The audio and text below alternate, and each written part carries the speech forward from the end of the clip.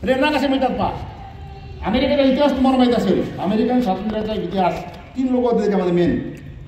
George Washington, Thomas Jefferson आणि तिसरा मनुष्य त्याच्यात होता, तो तुमच्या लक्षात येईल मी सांगतो. हे 2 लोक जे होते हे खऱ्या अर्थानं त्या युद्धामध्ये ज्या लोकल ज्या गोष्टी असतील त्या सगळ्या प्रकारच्या गोष्टी ज्या आहेत त्या करण्याचा प्रयत्न करत होते. आणि त्या प्रयत्नामध्ये असताना त्यांना खऱ्या अर्थानं जर आपल्याला काय मदत करता येईल अशा दृष्टिकोनातून काही लोक त्या कामामध्ये लागलेले होते. त्याच्यामध्ये एक महत्त्वाचा व्यक्ती तिसरा ही वॉज बेंजामिन फ्रँकलिन. अमेरिकेतून निघून अटलांटिक पार करून तो व्यक्ती जो आहे फ्रान्समध्ये आला. फ्रान्समध्ये त्याने इंग्लंडच्या विरुद्ध वातावरण तयार केलं, तिथून तो रस्ता घेऊन गेला. This was the inspiration with Subhashchandra Bose. म्हणून सुभाषचंद्र बोसचं तुम्ही जर पाहाल तर ते कलकत्त्याहून निघाले आणि तिकडे गेले, नाझीवाजी भेटून आले आणि नंतर तिकडे पुन्हा इकडे गेले आणि आझादी फौज स्थापन केली. असे इन्स्पायरेशन्स असतात छोटे छोटे. हे इन्स्पायरेशन जे येतं मनात पहिल्यापासून कोणती इच्छा होती की शेतकऱ्याच्या मुलाला शिक्षण मिळालं पाहिजे. शेतकऱ्याच्या मुलाला शिक्षण मिळत असताना मी देऊ शकते, मग काय केलं पाहिजे. मग सत्तेची पदं घेत असताना तिथं प्युरिटी ठेवणं आवश्यक आहे. म्हणजे गांधीजींच्या तत्त्वज्ञानामध्ये जे होतं एम्स म्हणजे तुमचं ध्येय जे निश्चित प्युअर असावं, पण तिथपर्यंत जाण्याचे मीन्स जे होतं ते प्युअरेस्ट असावेत. कशाही मार्गाने तिथं जाऊन मी चालत, नो शॉर्टकट्स. मग तशा पद्धतीने यांनी सत्ता हस्तगत करत असताना त्या सत्तेचा उपयोग सामान्य बहुजनांसाठी कसं करता येईल हे पाहिलं तर तिथं पहिलं उदाहरण तुम्हाला सापडेल. जिल्ह्यात काउन्सिलचे अध्यक्ष आल्यानंतर त्यांनी शेष फंडाची वाढ करून 55,000 रुपये तत्कालीन काळामध्ये 1930मध्ये तिजोरीमध्ये जमा केले. त्याने 100 शाळा सुरू झाल्या, 100 स्कूल्स. त्यावेळेस महिलांसाठी त्यावेळेस महिलांसाठी म्हणजे मुलींसाठी शाळा त्यांनी सुरू केली पहिली. आणि चाइल्ड सायकॉलॉजीनुसार त्याच्यामध्ये स्त्री शिक्षक असावा याचं अमेंडमेंट पंजाबरावांनी केलं. आणि पंजाबरावांच्या पत्नी विमलबाई ज्या विदर्भातल्या पहिल्या स्त्री वकील होत्या. आपल्याला माहिती ती शिकून ती आली त्यावेळेस ती शिकलेली नव्हती, पण त्यांनी तिला LLB करायला लावलं आणि ती पहिली स्त्री वकील होती विदर्भातली.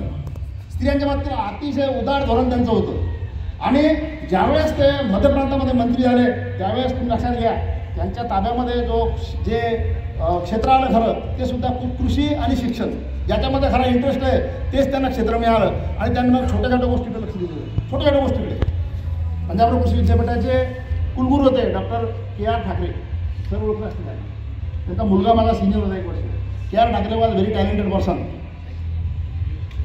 त्या व्यक्तीचं अमरावती युनिव्हर्सिटीतून आपलं नागपूर युनिव्हर्सिटीतून BSc ॲग्रिकल्चरमध्ये फर्स्ट आले आणि त्यांना पुसा या इन्स्टिट्यूटमध्ये जायचं होतं शिकण्यासाठी MSc साठी. त्याने ॲप्लिकेशन पाठवलं, इंटरव्ह्यू झाले, याला आलाच नाही. नंतर पंजाबराव सांगितलं, पंजाबराव मंत्री होते, त्याने सगळं शोधून काढलं. ते हा फॉर्ममध्ये पण पाठवले गावामध्ये. त्यांनी ती प्रोसेस पूर्ण करायला लावली आणि डॉक्टर ठाकरे जे येतं ते नंतर पुसामध्ये MSc झाले, नंतर PhD झाले. आणि अमरावती आपल्या अकोल्याच्या PKVचे ते बराच काळ कुलगुरू होते. आता एक 10-15 वर्ष असे बरेच लोक आहेत. भानुबापडे म्हणून आता अजूनही आता वारले म्हणून भानुबापडे. तो गरिबीचा व्यक्ती होता घरातला. फक्त त्यानं 10 पैशाचं लेटर पाठवलं पंजाबरावला की माझी शिक्षणाची व्यवस्था होत नाही. सर त्यानं हॉटेलला आणलं, सर्व शिक्षणाची व्यवस्था केली. असे कितीतरी लोक मी बोलते उपकाराच्या लोकांवर. कुसुमावती देशपांडे मला नावं सांगितलं मी संध्याकाळी 5 वाजता.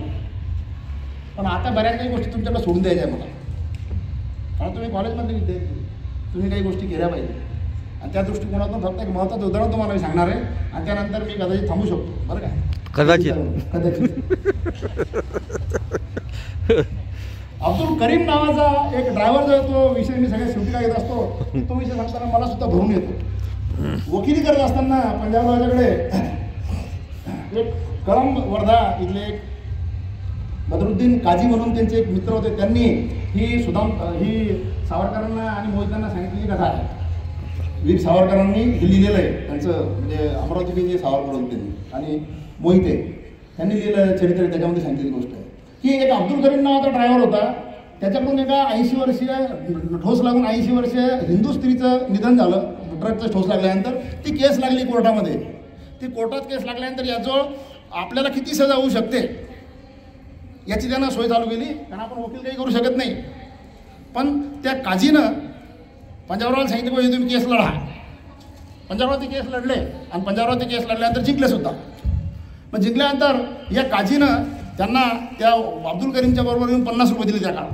50 रुपये. यांना माहिती होते भानगड काय, त्यांनी पैसे कुठून आणले. मग काजीनं सांगितलं रडत होत की याने बायकोच्या तुरड्या विकल्या गांधीच्या. पंजाबरावांनी ते 50 रुपये जे येतं ते त्याच काजीजवळ दिले. तू जाऊन तुरड्या आण म्हणे. अब्दुल करीमला बोलवलं, त्याच्या बायकोला बोलवलं. तुरड्या आणल्यानंतर त्याच्या बायकोच्या पायात घातल्या आणि बोले बहन अभी ये तुरडी संभाल कर को, करीमी को मत देना. हा माणुसकीचा मोठा गहिवर जो आहे तो तुमचा पंजाबराव होता.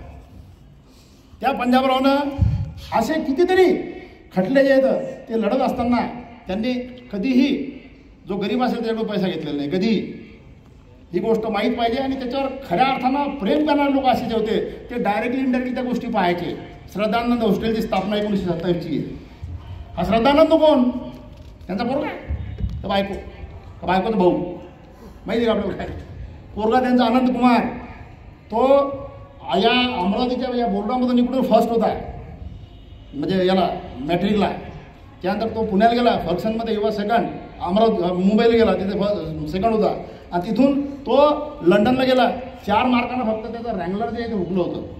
तर तो तिकडे जातो म्हटल्यानंतर यावेळेस निजामाने पैसे देऊ भरले होते. मी तुला पैसे तुझ्या पोरासाठी. तो म्हणे मी इतका माझ्या पोरासाठी तुमच्याकडून पैसे गेले इतका मी काही ताकदीनं कमी नाही किंवा हिमतीनं कमी नाही. मी माझ्या पोराला शिक्षण देऊ शकतो. अनंत कुमार नंतर महिंद्रा अँड महिंद्रामध्ये बरेच वर्ष नोकरीला होते आणि त्यांचे उद्गार आहे पंजाबरावबद्दल. तो